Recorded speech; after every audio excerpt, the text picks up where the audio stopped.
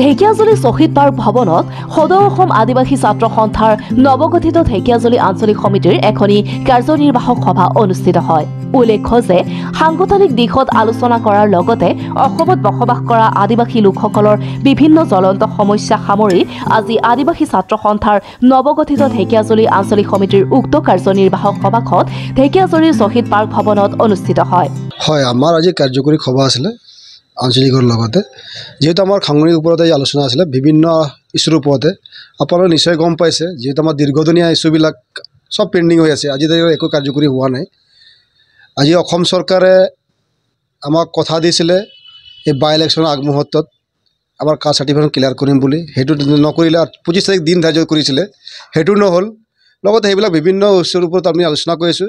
লগতে অহা ডিচেম্বৰ 15-16 তাৰিখে আমাৰ দিল্লীত ধৰ্ণা কাৰ্যসূচী আছে, সেই বিষয়ৰ ওপৰতে আমি আলোচনা বহিছিলোঁ, মিলিত হৈছিলোঁ আঞ্চলিক বিভাগত। আজি এক্সিকিউটিভ হিচাপে বহিছিলোঁ।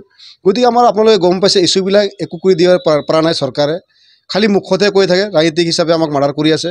গতিকে সেই চৰকাৰৰ এগেইনষ্টত আমি বিকল্প ভাবিবলৈ বাধ্য হৈছোঁ।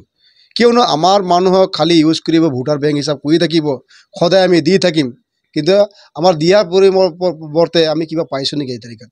সেই বিষয়বস্তু আজিৰ ওপৰত আলোচনা হৈছে আজি আমাৰ আজি এক্সিকিউটিভ বৈঠকত আঞ্চলিক কমিটিৰ লগত।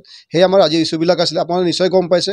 আৰু এটা কথা, যিহেতু আশাত একাংশ ব্যক্তিক আঞ্চলিক কমিটিৰ বিষয়ববীয়াই একাংশ ব্যক্তিয়ে মানে অবৈধ কামত লিপ্ত থকাৰ কাৰণে, অসাংবিধানিক কামৰ কৰাৰ কাৰণে আমি একাংশ ব্যক্তিক আজি সভাই সিদ্ধান্ত লোৱা হৈছে এওঁলোকক বহিষ্কাৰ কৰা হয়। আজিৰ কাৰ্যনিৰ্বাহক সভাত সংগঠনটোৰ শোণিতপুৰ জিলাৰ সভাপতি অমৰজিৎ কেৰকেটা উপস্থিত থাকি সাংগঠনিক আৰু সামাজিক দিশত মতামত আগবঢ়োৱাৰ লগতে কেন্দ্ৰীয় তথা ৰাজ্য চৰকাৰক তীব্ৰ ভাষাৰে সমালোচনা কৰে। উক্ত কাৰ্যনিৰ্বাহক সভাখনিত সদৌ অসম আদিবাসী ছাত্ৰ সন্থাৰ শোণিতপুৰ জিলাৰ সম্পাদক বেঞ্জামিন হাছাপুৰ্তি, নৱগঠিত ঢেকিয়াজুলি আঞ্চলিক সমিতিৰ সভাপতি অমৃত চেজানহৰ, সম্পাদক খ্ৰীষ্টফাৰ এক্কাৰ লগতে আঞ্চলিক সমিতিৰ অন্যান্য বিষয়ববীয়াসকল উপস্থিত থাকে। ঢেকিয়াজুলিৰ পৰা প্ৰশান্ত বৈশ্যৰ ৰিপৰ্ট, নিউজ এক্সপ্ৰেছ, অসম।